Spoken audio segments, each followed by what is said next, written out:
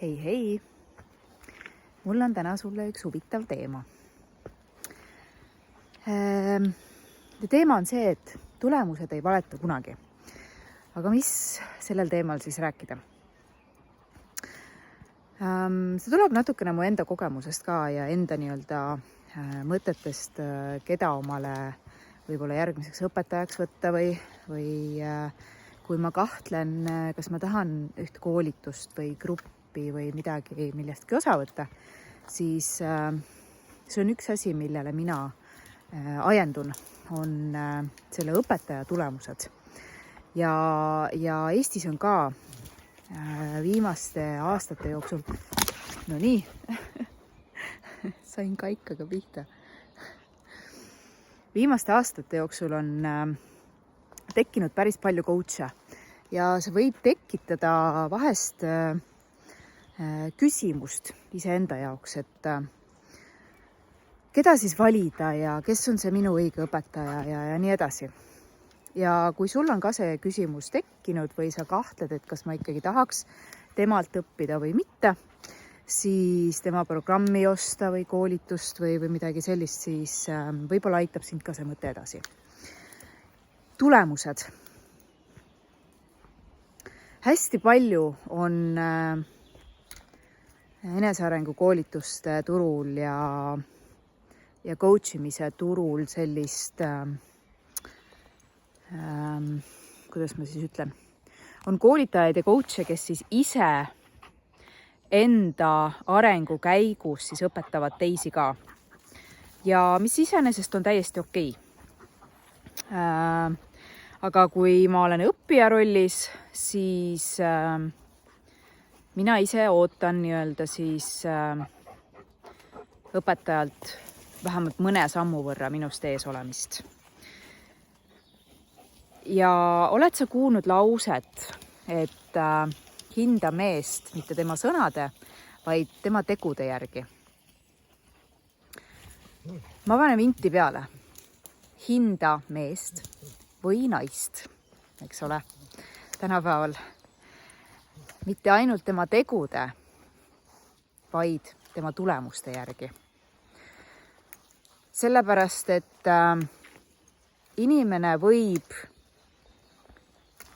rääkida, et mida ma siis väärtustan. On üks asi on see jutt. Sotsiaalmeedias on palju neid, ma räägin sellest ja nii edasi. Et võtame näiteks inimese tervise eest hoolitsemine. Ma räägin tervisest ja kui oluline on iseenda tervise eest seista. Ja võib-olla ma isegi näitan sulle harjutusi ja teen harjutusi ja näitan seda. Aga tulemused, mu enda keha, kas minu keha näitab seda, et ma hoolitsen oma tervise eest? Kas minu keha päriselt näitab seda siis, mida ma päriselt väärtustan? Ja kas see on siis see tervis, mida ma päriselt väärtustan? Kui sinu eesmärk, see on näiteks see, et kui sinu eesmärk on hoida oma tervist või saleneda või olla lihaseliselt vormis, siis kes on see õpetaja? Kas ta ise on seal? Kui sinu eesmärk on olla pikaajalises, armastavas, üksteist hoidvas suhtes, siis kas see inimene, kes õpetab seda, kas tema on pikaajalises suhtes, kas tema on selles toetavas suhtes või on ta inimene, kes õpetab õnne ja armastust, aga kellel on suhted, on jälle koos, paar aastat on koos, näitame, kui tore meil on ja siis sa näed uudist, et lahku läksid, mis juhtus? Siis tekib siuke tunne, et aga miks ma sinult siis õpin seda suhtevärki, kui sa ise ei suuda oma suhteid hoida? Näiteks. Kui sinul on eesmärk saavutada finantsiline vabadus, materiaalne heaolu, siis kas see inimene, kes sind õpetab, kas temal on finantsiline vabadus, kas temal on materiaalne heaolu? Kui inimene, kes õpetab enesekindlust, kas tema on enesekindel või ta alles õpib seda? Kui inimene, kes räägib rahulolu pakkuvast tööst, elustiilist, mis pakub naudingut ja nii edasi, kas see inimene ise on seal või ta räägib sellest? Võib-olla ta töötab selle nimel, aga kas ta on seal? Ja mina küsin seda sama küsimust enda õpetajatelt, kas sina oled seal, kuhu mina tahan jõuda? Sellepärast, et seal on väga palju põhjuseid. Esiteks on see, et ma tahan, et sa oleksid seal, sest ma tean siis, et sa oled selle tee läbi teinud. Ja mitte ainult tee läbi teinud, vaid minu jaoks, minu isiklikuks jaoks on see, et ma olen naine, kes tahab kõike. Ma tahan head tervist, ma tahan, et mul on finantsiline vabadus. Ja mitte ainult vabadus, vaid ka jõukus. Üks asi on see pidev sissetulek passiivse tulu näol, aga on ka jõukus nii-öelda siis, mis mu on netoväärtus, mis mu varade väärtus on ja nii edasi. Kas selle juures, et sa oled loonud omale jõukust, kas sul on säilinud väga head suhted oma lastega? Mul on 3 last ja mul on oluline teada seda, et sa ei loonud oma rikkust mitte siis, kui sa olid üksik ja vallaline, vaid sa oled teinud seda, ma ei tea, võib-olla isegi vähemalt 2 lapse kõrvalt. Mis on olnud su teekond? Ma küsin sinult, kas sa oled suhtes ja kui hea su suhe päriselt on? Või see on ainult fassaad, mida sa mulle näitad? Et need on need asjad. Ja miks ma küsin naistelt? Sellepärast, et mehed tihti ei saa aru, mida naised läbi teevad, kui me räägime ettevõtlusest, kui me räägime karjäärivalikutest versus pere, versus mu lähisuhe, versus mu lapsed. Et seal on hästi palju olulisi aspekte, kellelt ma õpin. Sellepärast, et minu jaoks on olnud, et ta teab, millest mina räägin või kus on minu nii-öelda murekohad. Ja ta peab olema minust vähemalt 2 sammu ees. Okei, ta ei pea olema päris seal lõpp selles nii-öelda kohas, kuhu mina ka tahan jõuda, aga ta peab olema mõned sammud minust ees.